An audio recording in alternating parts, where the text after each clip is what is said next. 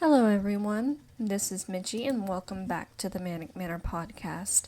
So, for this evening's episode, we have a very special one that we're going to do tonight. We're going to go over some of my favorite Appalachian folklore and legend tales that I had growing up in the region as a kid and even now. For anybody who's not familiar with the region, it's just just the area that I grew up in. The South, going up into even parts of Canada. And because of how diverse and how large of a region it really is, it's full of so many different tales that I could spend hours and even days talking to you about it. And from person to person and region to region, it's full of so many amazing and just mind-boggling stories. It's unreal. But I'm going to just talk about 3 of them today that are kind of more so, I guess, pertinent to the area that I live in because I've heard about them that much more frequently, probably more so because my mother had always talked about them, or she always had some sort of those stories playing in my house, either on the TV or something like that. Now, I do also want to preface by saying the beauty of all these folklores and all the legends is that a lot of these do happen to stem from, indigenous culture, from all the people that were here before any of the settlers had come in and taken the land for what it was. So I can say at least one of the stories that I am going to talk about today is definitely from the indigenous lore and legends. And I can never do these stories justice, so there is always definitely room for approval and always room for correction if there's anything that I do get wrong. So please, as always, feel free to let me know if there's anything that I do get wrong. But these are, like I always say, things that I have heard from growing up in my region, and I've always been told, not only from my mother, but from people around me in this region in Appalachia. Especially a very common saying is, you should always be careful when you look in the trees because you never know what might be looking back. So let's get started with the 3 tales for today, shall we? The very first tale that I would like to talk about is one that's more ghostly and more spooky and happened to be a more pop culture referenced one, if I may. Anybody who is familiar with the Blair Witch Project is definitely familiar with this tale, or somebody who's just an adrenaline seeker and loves to go to tourist traps, I should say. This is the tale in the case, or however you want to word it. This is the Bell Witch. The Bell Witch is known as the Bell Witch simply because of the family that she terrorized. Funny enough, like I said, it happened right here in my home state of Tennessee, about a 4.5-hour drive from where I live, in the city, what is now known as Adams, Tennessee, and it's in the county of Robertson. And it's always caught the attention of a lot of people, proclaimed ghost hunters that tend to go now more towards a cave that's located on the property because they say it's got all like the ghost activity and all the paranormal activity, but to each its own. I've never been up there, so I couldn't tell you what's for, but I've always heard something along the lines of you should never take anything off of that property because misfortune will follow you. Of course, that could follow something along the lines of the legend trippers that go there. And, of course, adrenaline seekers go there because they want to see if they can experience something of what the Bell family had experienced all those years ago. And, of course, history buffs alike because it was a part of history. The Bell family were real people. So this was a story that was so widespread at the time that even as far back as the 1800s, when President Andrew Jackson was alive, he was even familiar with the tale of the Bell Witch, and he himself was an adrenaline junkie as well, who wanted to experience the Bell Witch for himself. So you could call him an adrenaline junkie or a legend tripper because he wanted to see for his own likelihood if he could try to trigger an encounter with the Bell Witch. Now, just who exactly the Bell Witch was, nobody is really sure. Depending on who you talk to, really kind of varies on the situation. So from person to person and version to version, there's been many different origins on who exactly the witch was. One version is that this was a person who was once a very happy person in life, but their identity is not actually known. It was only stated that they were very unhappy and grew resentful, and when they died, they were buried in the nearby woods of the property that John Bell bought for his family, and they grew very resentful because their grave had been disturbed because he bought this property that was like 1,000 acres. Now, that story was never verified, so that just seemed to be a myth. Another tale, of course, brought up the mentioning of, indigenous Native American burial grounds. That was always a common one that was brought up. And, of course, once again, it was disturbed, and it was disturbed because John Bell bought this property for he, his wife, and all of his 9 children because he had such a huge family. And once he disturbed this burial ground, it caused issues for the family. Then another theory popped up. Another event was that the witch come forth and stated that she was everything and everywhere. She was heaven, hell, and earth, having been created for 1,000,000 years. Loki to me sounds very demonic, like she was saying she was Satan. Sounds very creepy. But that wasn't even proven either. One of the more convincing of the stories, though, had to be that people claim that she was the spirit of a woman named Mary Catherine, or aka Kate Batts, who had been an unfriendly neighbor of John Bell, who, quote-unquote, had been in a beef or a quarrel because she believed that she was cheated out of the property that John Bell had rightfully, or quote-unquote, he had rightfully bought, but she believed that she was rightfully due the land, and it resulted in her having a major grudge, and aka she became a grudge spirit. But when you look at it historically, she could have just been viewed as a scapegoat, because this wasn't what could have been seen as a proper thing of the woman of the 1800s. The reason why, when you look really deep into it, she didn't speak the way that many people believed women of that time should have been properly speaking. Quote unquote, from what I looked in articles, a lot of people said she used improper language. So apparently she might have just been saying shit or fuck too much, and they didn't like that.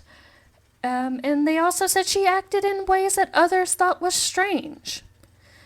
They thought that maybe because of that she was using black magic. So I guess she was out there dancing and having raves, and they just didn't like that. So because she didn't dress and act like a proper lady of the 1800s, and she said too many swear words, possibly they thought she was a witch. So she became a scapegoat, and they blamed her. And the fight itself, looking into it more, it wasn't actually between Kate and John. The fight was actually between her husband's brother and John. So she was never actually directly involved in it, but the facts got tangled up with the rumors through time, and she just became the perfect scapegoat. But of course, never let the facts get it twisted for a good story. But we're still going to go into the legend of the Bell Witch, because this is what the whole story is about. It's still a mystery on who the witch actually is. But around the years of 1817 to 1821 is when we see the disturbances actually begin to occur on the Bell farm. So John's youngest daughter, Betsy, seemed to be a big target of the witch. The witch did not seem to like her. Of course, she didn't like John either, but she really, really did not like Betsy at all. And one of the first appearances we saw of the witch was a reported dog-like creature, a black dog-like creature on the Bell farm. And when this dog appeared, John had come out to fire a warning shot of some sort at the dog creature, and when he fired this shot at the dog vanished into thin air. And this, like I said, was just one of many appearances the witch would be making on the Bell farm. She would continue to make appearances throughout the farm, making all sorts of disturbing noises just to mentally and emotionally torment the family. Noises that would include the sound of, choking people when there was no one there to even be choked, the sound of heavy chains dragging on the floor, the sound of loud cackling, and the sounds of rats gnawing on the posts of the bed when there was no source of rats or no source of the sound to be made whatsoever. Not only that, of course, this being the 17 to 1800s, there were slaves working on the farm, and the witch was notorious to be known to torment these slaves as well. And eventually, she got physical not only with slaves, but with the family as well. And the physical reports with the family alone were pinches, hair pulling, slaps, and punches. And 3 of the children were primary targets, that being Richard Williams, and especially Betsy, like I said, because she was one of the most favorite targets of the witch. So she would take her aggression out on these kids constantly, like picking them up, throwing them, yanking them across the floor and all that. However, despite her mentally, physically, emotionally tormenting the family, the witch still verbally claimed through the family, and with the family's claims and everything, said that she had a favorite Bell child. And this Bell child, she said, was Lucy. And she claimed Lucy to be the most perfect woman to live. And when Lucy would be sick, she would sing to her and would stroke her hair and would just baby her. And the son, John Jr., said that he would actually sit and have conversations with this witch as well. So it showed that the witch had some sort of humanity about her as well. But when asked if he ever would talk to her or have any kind of one-on-one, heart-to-heart, he said he would never actually show true care for the spirit because he didn't want to, he didn't want to show kind of a weakness or anything because he felt like she was demonic or something and he didn't want to lose his soul to the devil. But to each his own. But all those tiny little bits of not even all those tiny little bits of goodness that the witch would show to just a few of those children's, kind of like a toxic parent showing favoritism for just a tiny little bit before going back to just being rude as shit for the rest of the time. Yeah, things got eventually so horrible in the Bell household that John got desperate and decided that he was going to have to seek help. So he decided that he was going to turn to a friend of the family named William Porter. And William Porter, in records, was noted as trying to burn the witch, and there is actually a drawing, and I'm going to put it up on YouTube in the collage that I do, where he takes a sheet and he tries to throw it over the witch and everything, but it was, of course, unsuccessful. And his way of wording it was that the weight of this witch was so heavy and she smelled so horrible and so rancid that it prevented him from doing so. So it seemed like the family was just kind of at a loss. They were stuck being tormented by this witch. So time continues on, and John and Betsy continued to be the two of the family that most continued being abused by the witch throughout the years. And it got to the point where poor Betsy, she couldn't live her life. As she got older, she couldn't even have relationships outside of the family. The witch would nag at her, tell her she couldn't have boyfriends, she was good for nothing, essentially. And she had, at one point, somehow managed to get engaged to a gentleman by the name of Josh Gardner. However, when the witch found out about this, it wasn't that she was necessarily physically harming Josh, but Betsy was so, mentally affected at the point. She was literally fainting and so scared she just couldn't properly live. So she was forced to break off this engagement with Josh Gardner, even though Betsy and Josh had been, childhood sweethearts. So the toll was just so horrible on this poor child that she could not live her life. I feel so bad, whether or not you believe in, witches, demons, ghosts, or anything. Whatever kind of pull this had on the family, it definitely had a massive effect on this girl's day-to-day life, to the fact that she could not do anything. But there was some sort of silver lining, I guess you could say, for Betsy, because by, I think it was 18, so I don't know what year it was, but she was able to escape the witch. Different time. Betsy did end up marrying a former school teacher, and that was her way of fleeing the witch. So, we're gonna flash forward after years of not only tormenting the family, but we see that the witch has also started tormenting the neighboring people of the town. The witch apparently had gotten bored with tormenting the family, and people that would pass by the Bell house, the witch would, disguise herself as the dog or whatever, dressing up in shadow figure, would just attack whoever came within close proximity of the house.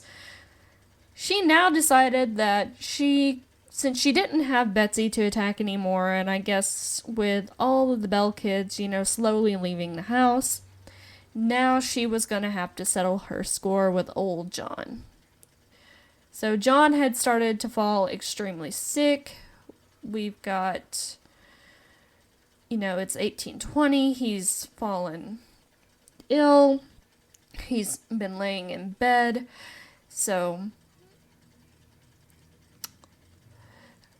according to John Jr., he went to retrieve his medicines that night of December 19th. And what he said is where there should have been 3 vials, there was only 1. And in that vial, it was a dark, smoky liquid. Now, per the legend, what is said, John was sick, unable to move, and once he was given this medicine, the witch was super giddy and her voice rang out as she was in a sing-song tone, saying that she finally gave it to old Jack and he would never get up again because she gave him a dose of that the night before. And John Bell died the following day on December 20th. And at his funeral, the witch was said to have continuously sang all these gaudy drinking songs, and to have been just completely disrespectful and disruptive of his service. So, that is just the legend of the Bell Witch. And like I said, in modern times, we were talking about how, Andrew Jackson was supposed to be like one of those legend trippers who wanted to go and see what was going on for the witch herself. So I looked into that. And what I had found out was he was traveling around that area at the time. He was traveling with his men in a wagon when it became stuck while he was going by the Bell Farm. And apparently he got so excited that he looked at his men and he started like getting so giddy and proclaiming that, "Oh, it's the witch, you guys, it's the witch." And like around the lot, her voice could be heard as saying, "It's all right, General. Let the thing move on." And she continued to like pester the entire crew, and he was so eager to stay the night, but the crew said, "Yeah, no, fuck this, we're going home." So eventually, after the crew saying hell no to this, we're going home, he finally just like said, "Okay, fine, we'll go." And that was it. Yeah, that's what I could find out about the Bell Witch. So yeah, she tormented the family from like the 1700s to like the 1800s, until she finally killed John Bell around 1820. And that is the tale of the Bell Witch. So let's go on to the next one, shall we?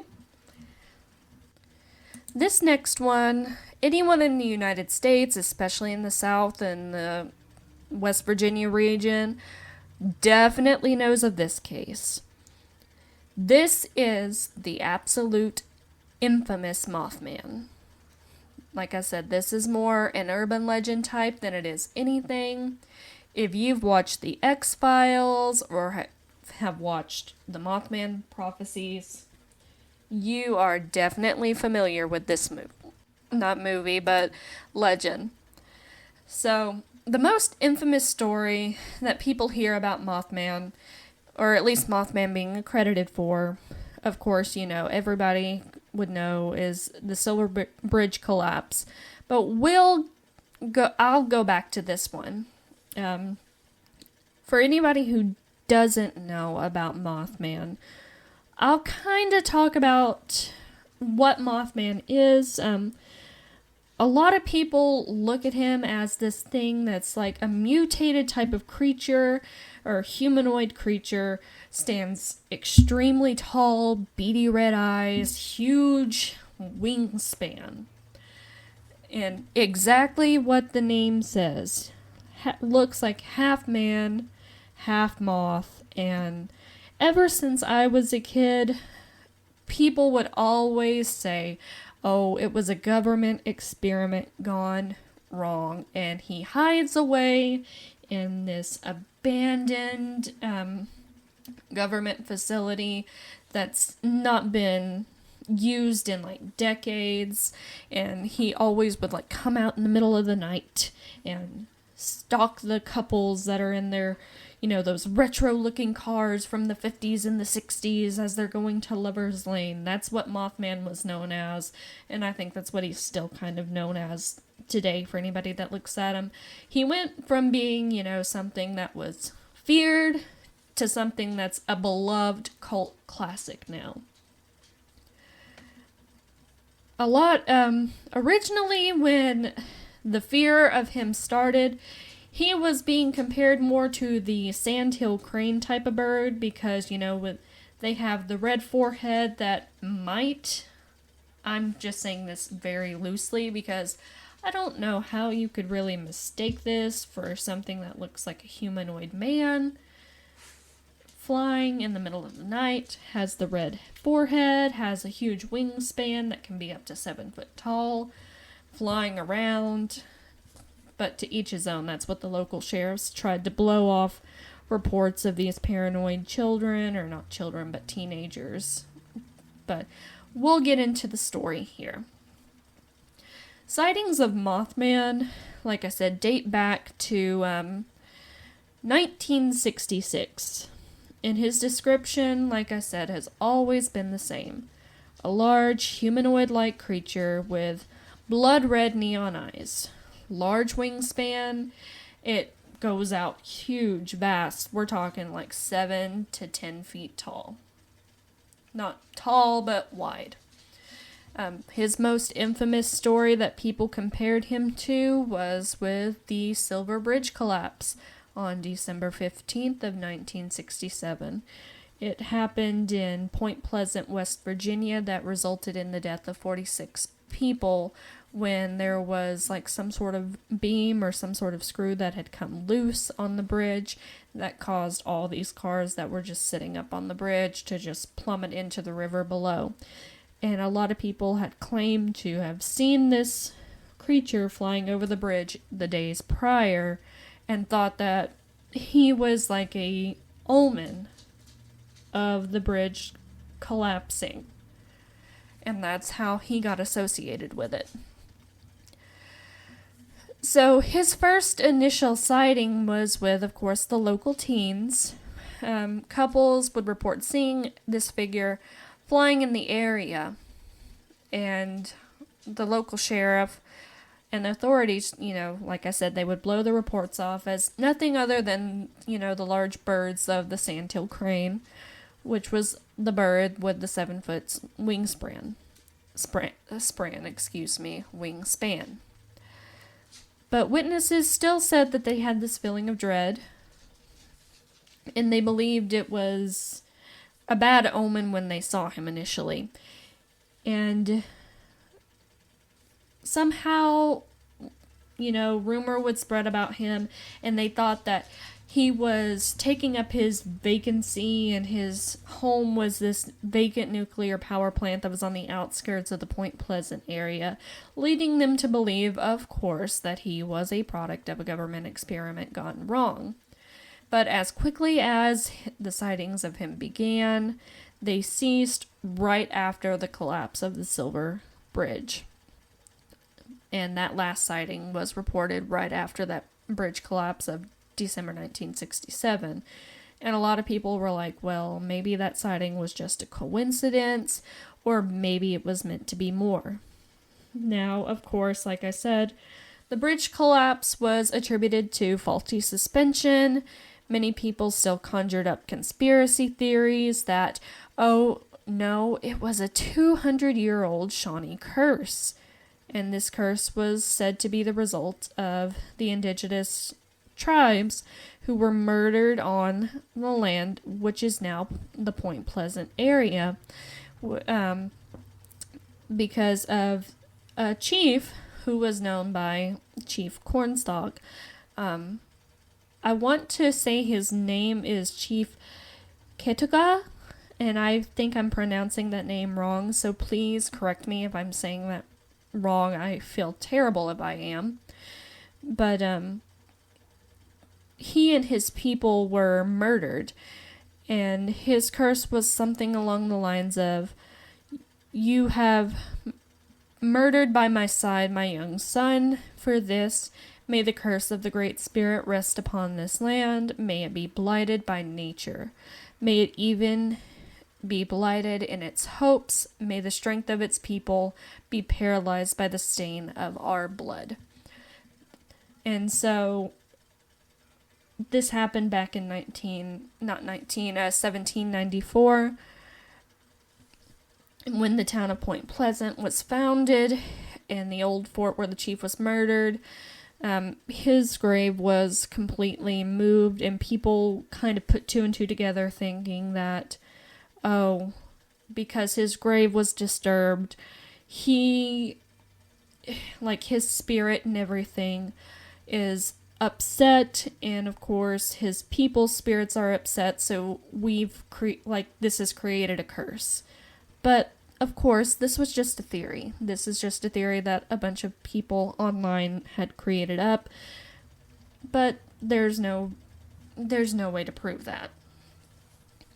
So, in 1975, a book called The Mothman Prophecies, which was later turned into a movie in 2002 by the same name, tried to link the bridge collapse with the sightings. And it kind of solidified the sightings as a direct link with Mothman and being a bad omen for the collapse, which now has kind of synced up, his infamy with everything. But nowadays, Mothman has actually kind of been fully embraced by the town of Point Pleasant and is known pretty much as the town's most famous resident. And since 2002, there's actually a annual Mothman festival that's held each year, and they actually do have a museum and a 12-foot tall metal statue that they have had of the creature since about 2003. He's gone from being feared and nothing much really known about him to wildly loved and talked about in one of the more famous urban legends of the world in Appalachia.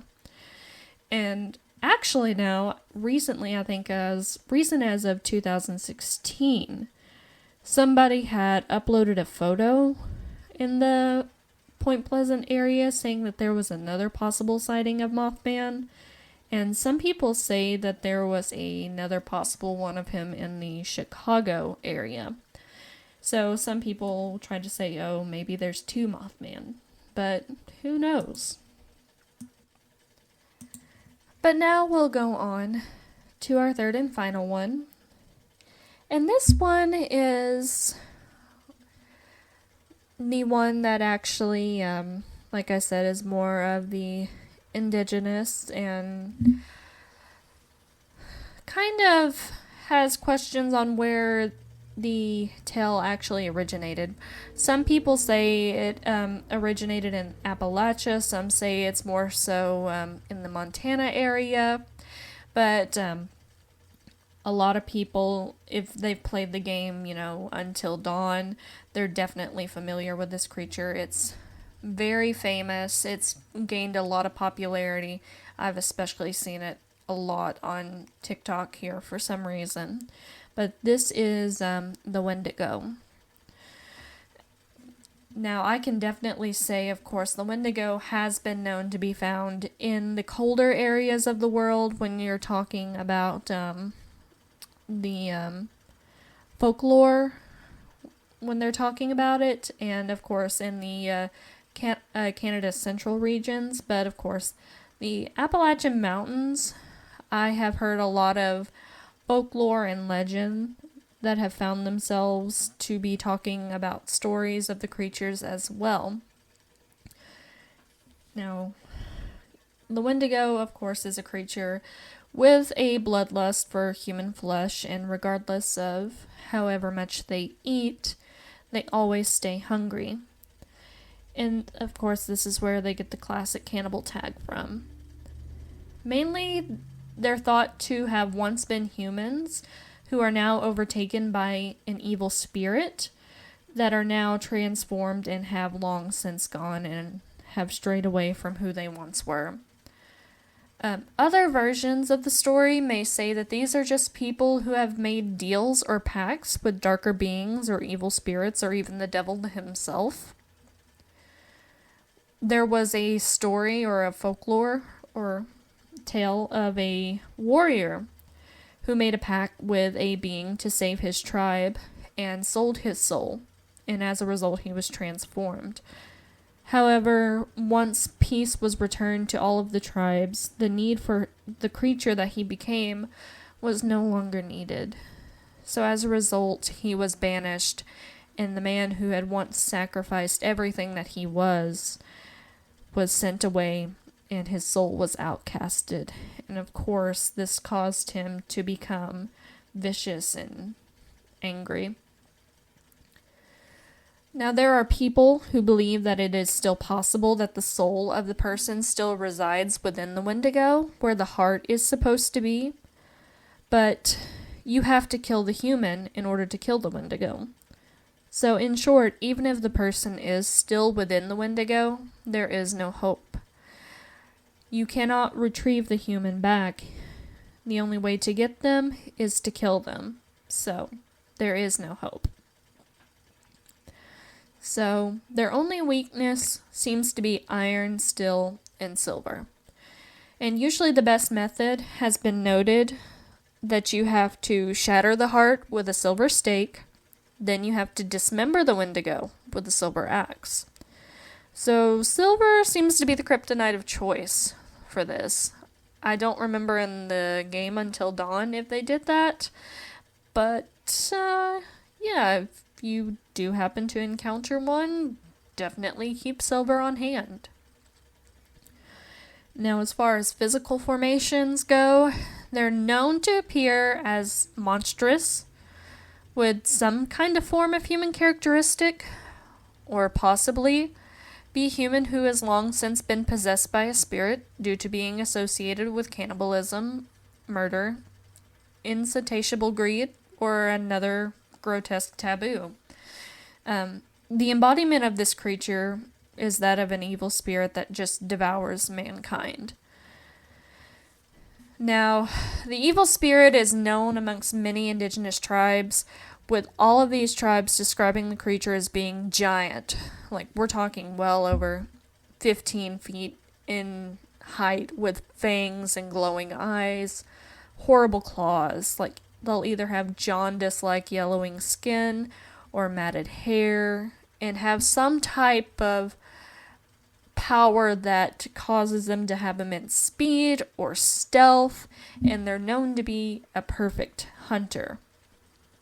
Drawings of the creature, as you can see, usually show them looking more deer-like or maybe a moose, as they tend to be active in the colder months. But like I said, in the Until Dawn game, they leaned more towards them looking more human, kind of Gollum-like, looking more possessed and cannibalistic. Another major characteristic of them is their smell. Now, they smell purely of rot and decay. It's a notable aspect of them because they're consistently said that they just claw, gnaw, and eat at their own skin.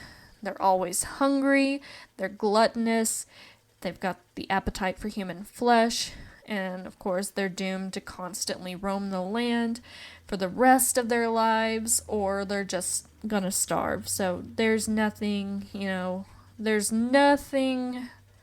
humane about them living. So everything about them is essentially dead. So what does the dead do? It rots. Something even more terrifying about them is that they can use mimicry to get what it wants.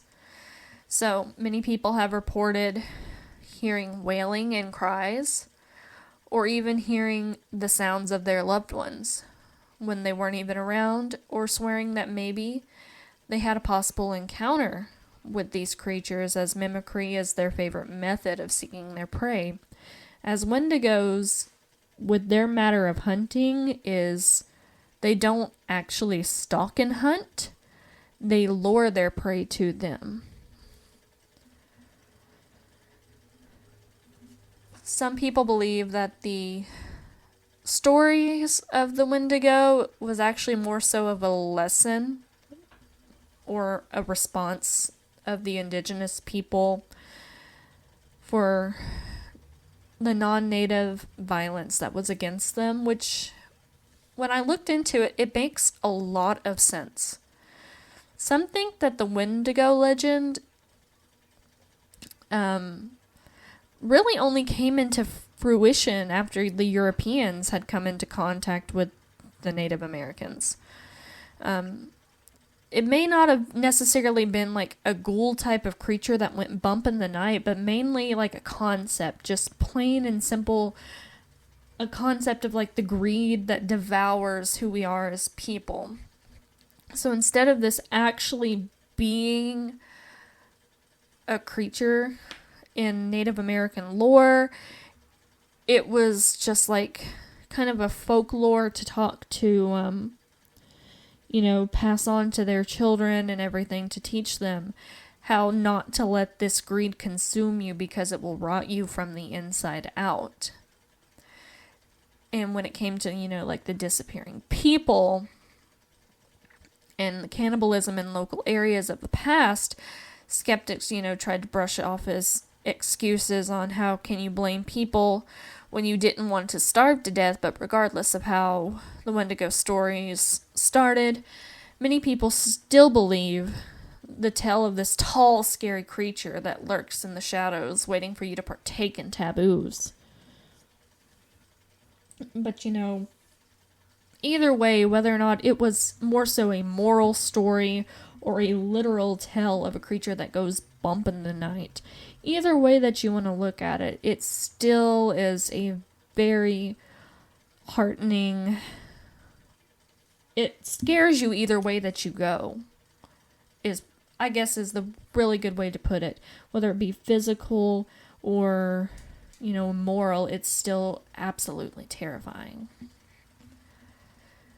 Diving down further, people say that if you are near a Wendigo, if this is a tale that you truly believe in, you can easily smell and feel it. Kind of like the hair standing up on the back of your neck. Like, I could not imagine wanting to stay near anything that would smell like death myself. But yeah. So if we want to look into a case that actually involved somebody using Wendigo as an excuse, or not really an excuse, I should say. That's a wrong way for me to word it. So excuse me, because that is absolutely wrong for me to say, because this is the case of an indigenous man. He went by the name Jack Fiddler, and if that sounds familiar, it's because that was an alias that was actually used in the Until Dawn game too. Probably because they saw this case and they thought it was clever to use. But there was a murder trial at the turn of the 20th century, and it involved this man. He was arrested in 1906 for the murder of a Cree woman, and he himself was a Cree native man himself. And he had proclaimed to have killed at least 14 Wendigos within his life. And the reason why he had done this, he had gone on trial for the murder of this woman, not just by himself, but with his son Joseph, who had participated as well. And his reasoning enough, he didn't try to say that he did not kill her. He said that he did. He admitted to it, and he was saying it straight up that I had to do this. And this was a matter of protecting the tribe, exactly as he said. He said, her soul was possessed by this Wendigo. Had I not killed her, her soul would have been possessed, and she would have killed the entire tribe. So I had no choice but to murder her.